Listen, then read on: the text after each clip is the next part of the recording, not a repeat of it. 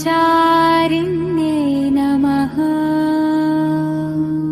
शान्ताकारा तपोमयी भक्तानुग्रहकारिणी नमामि त्वां जगदम्बा ब्रह्मचारिण्यनुत्तमा।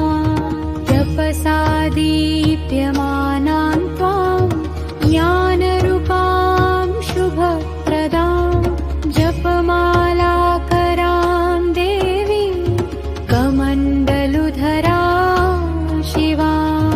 भक्तानां वरदां नित्यं दुःखनाशनकारिणीं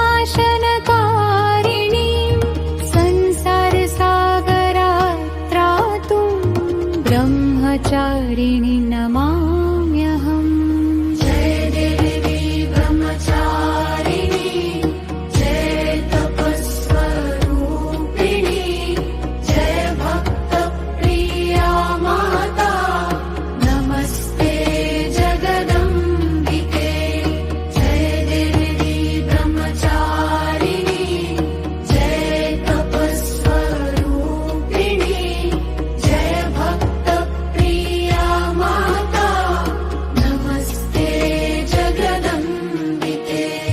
शुभ्रवस्त्रधरां देवी चन्द्रकोटिसमप्रभां भक्तहृदयविहारिणी वन्दे त्वां तपस्विनी।